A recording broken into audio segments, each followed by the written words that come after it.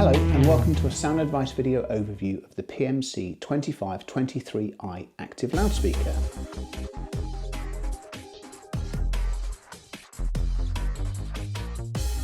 My name is Ed Selly, I'm one of the independent reviewers for Sound Advice.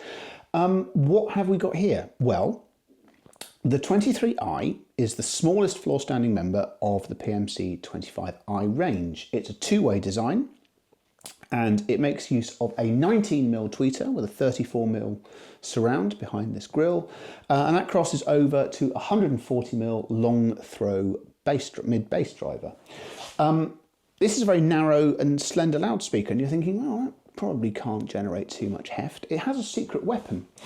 Inside is a system called a transmission line, which uses an extremely long sort of fold to generate a considerable amount of bass heft, and this exits via two specialist ports at the foot of the loudspeaker at the front. These have been specially designed to ensure that the air leaves the speaker in a clean and even and thoroughly silent, that's the critical bit, way.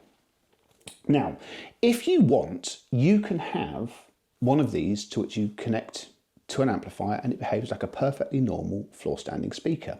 What you see here is a little bit different.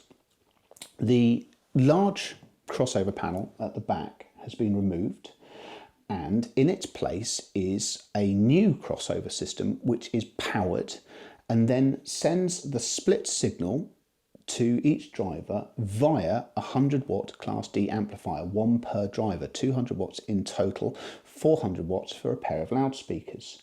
This means that the whole assembly is more efficient, and it's completely self-contained. You only need a piece of source equipment to drive the PMCs. Now, when you think, source equipment, but I don't have a volume control. If you go back onto the Sound Advice website, we've tested loads of potential products that would work with this.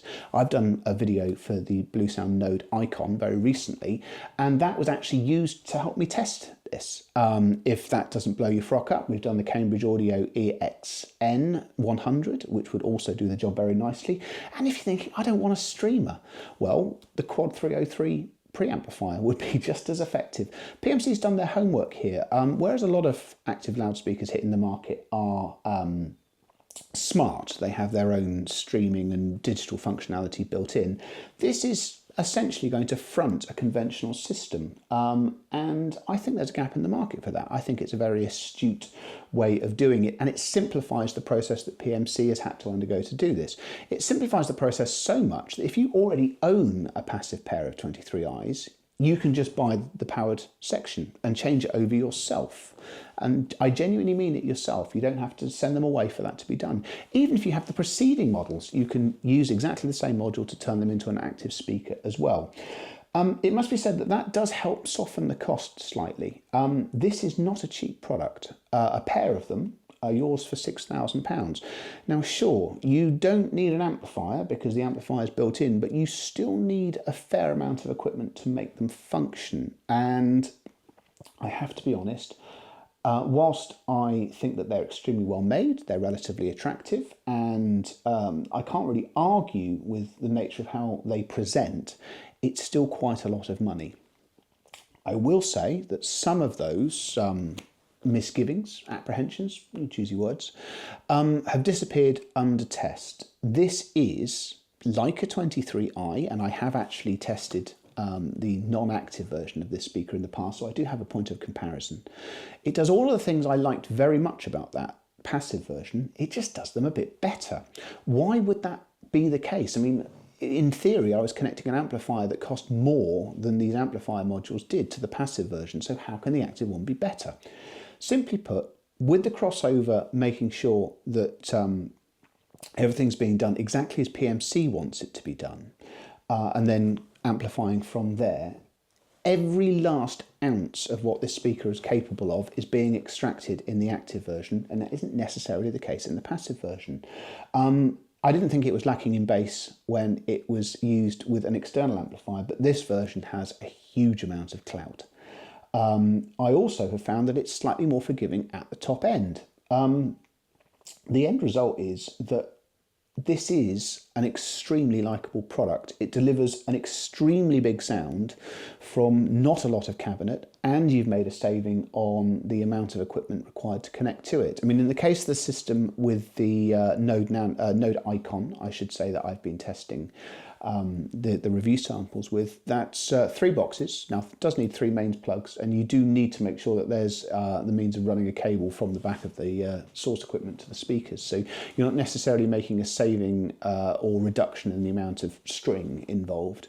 But those 3 boxes are getting an awful lot done, a huge amount to like, and it genuinely does point to a different and very convincing way of building a system. The other thing I would say is you might be thinking, oh, 100 watts doesn't sound that much, and there are, smart active rivals that claim to have truly volcanic levels of power output. I would say to you that if you get anywhere near the design limits of this speaker, you will be in the same room as something that's probably in danger of doing your hearing in. It goes heroically loud. So yeah, that's not an issue either. I would also say it's perfectly happy to drive at low levels. Perhaps the only thing I would say is you would need to make sure that whatever volume control you're using with it has a decent range of fine adjustment, because depending on how your source equipment scales its volume, you may find that you go from quiet to loud relatively quickly. But this is not a specific criticism of the PMC. It is more about living with active loudspeakers. It's a brilliant solution. And on reflection, I think it warrants a recommended badge. Perhaps my only misgiving is that it is still a fairly deep pockets one. You might find that there are options that give you more perceived loudspeaker for your £6,000 than this relatively svelte solution does. But equally, if space is tight, this is a way of delivering a very large sound from a relatively small box, and that's something to like and admire as well. If you've enjoyed this sprint through the functionality and performance of the PMC, thank you very much for watching. Please don't forget to like and subscribe to the channel, and we hope to see you again soon.